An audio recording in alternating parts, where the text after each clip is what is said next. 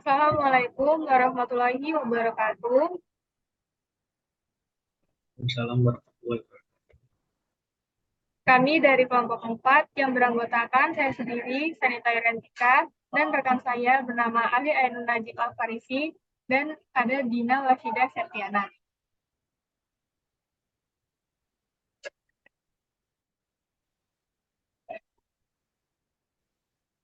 Informasi dapat didefinisikan sebagai hasil dari pengolahan data dalam suatu bentuk yang lebih berguna dan lebih berarti bagi penerimanya, yang menggambarkan suatu kejadian-kejadian yang nyata yang digunakan untuk mengambil keputusan.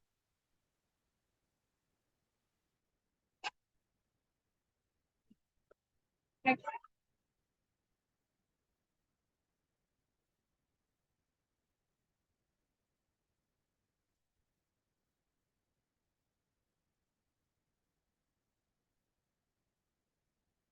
Yang pertama yaitu pengertian sistem informasi.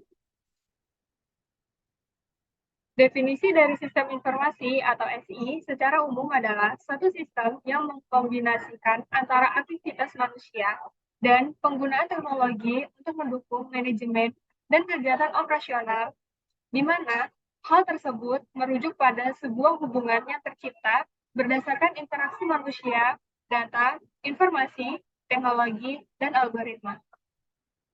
Bisa di next.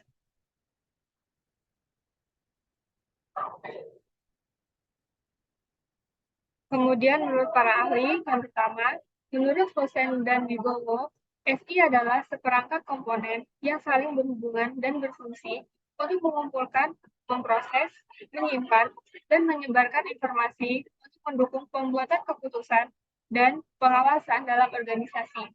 Sistem informasi terdiri dari informasi tentang manusia, tempat, dan komponen dalam organisasi atau lingkungan yang melingkupinya.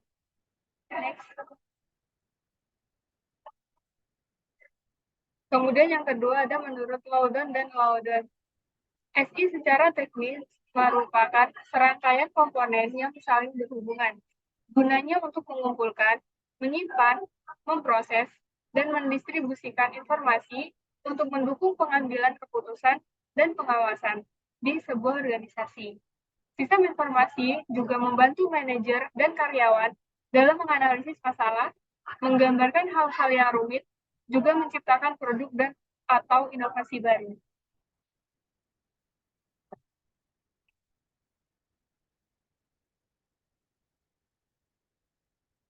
Kemudian yang kedua yaitu komponen sistem informasi. Yang pertama ada komponen input.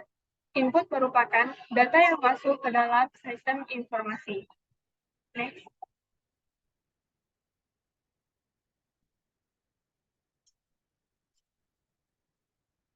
Kemudian ada komponen model.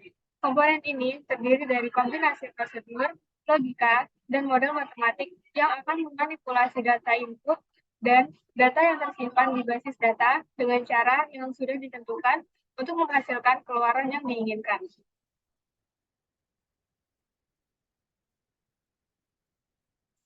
Next.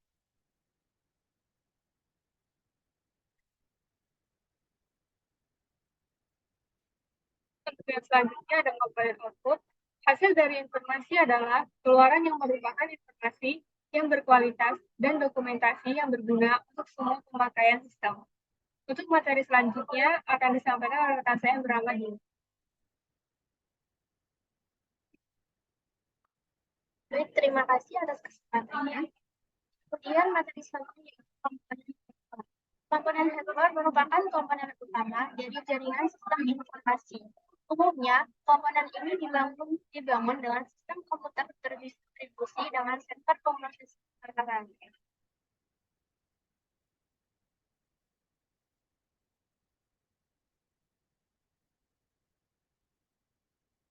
Kemudian ada komponen software. Komponen software atau perangkat lunak dalam komputer sistem informasi dapat bertugas untuk mengelola perangkat lunak, data program, dan sumber daya sistem lainnya, serta menyediakan sarana bagi pengguna untuk mengontrol penggunaan grafis.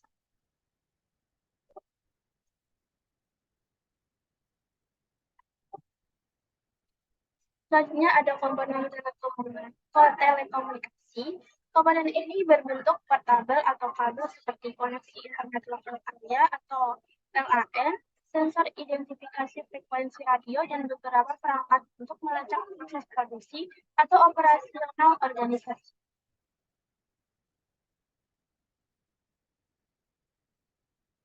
Kemudian komponen basis data dan penyimpanan. Sistem informasi memerlukan basis data dan ruang penyimpanan untuk membuatnya bekerja.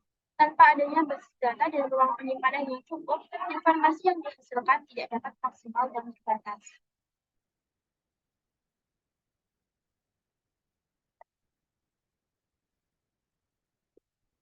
Kemudian ada komponen sumber daya manusia dan prosedur.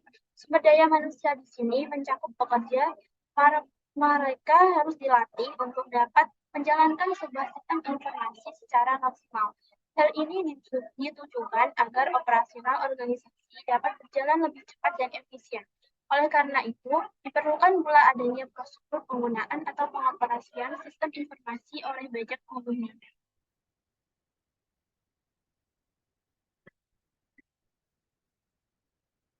Komponen yang terakhir yaitu komponen controlling atau pengawas. Tanpa adanya komponen kontrol, sebuah sistem informasi akan berjalan tidak objektif. Komponen pengawasan merupakan pusat pengendalian dari sebuah sistem informasi.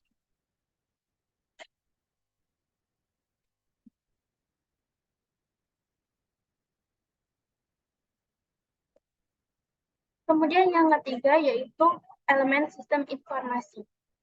Elemen sistem informasi ini yang pertama yaitu ada orang, operator komputer, analisis sistem, programmer, personil data entry, dan manajer sistem informasi atau EDP.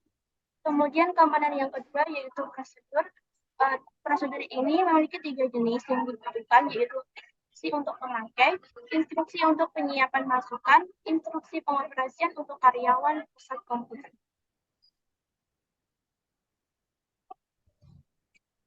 Untuknya saya kembalikan ke moderator.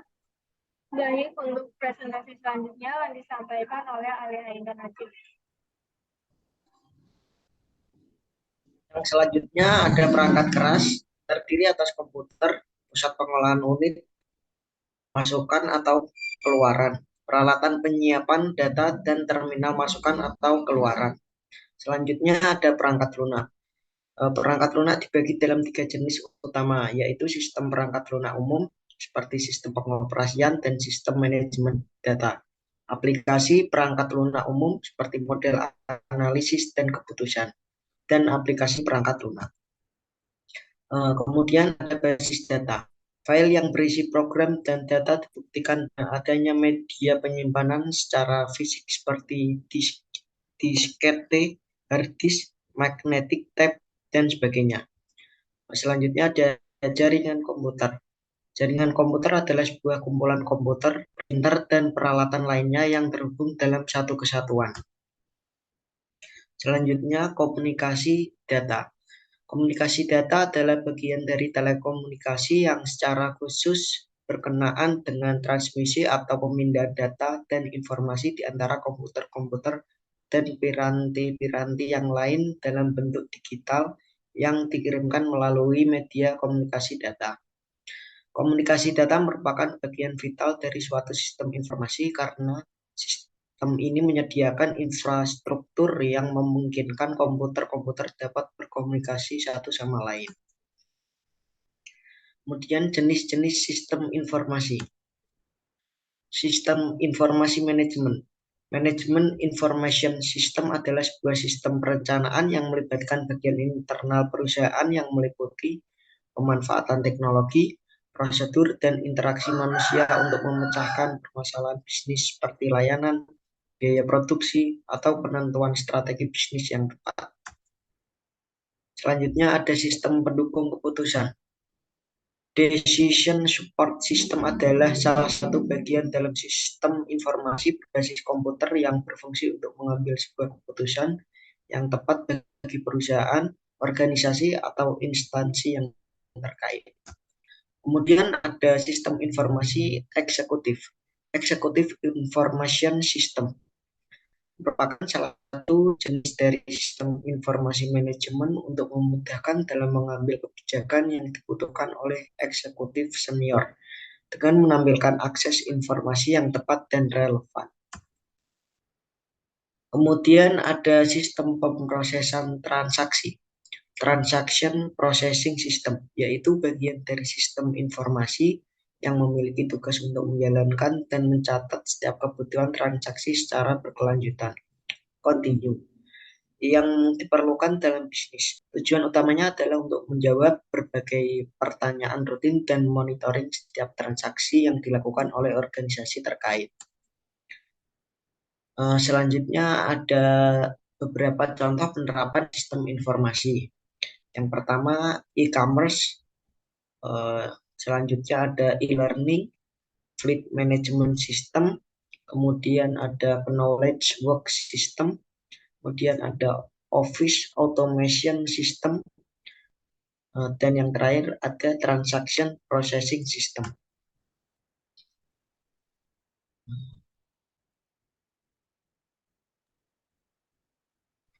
Baik, sekian presentasi dari kami. Kurang lebihnya kami mohon maaf. Assalamualaikum warahmatullahi wabarakatuh.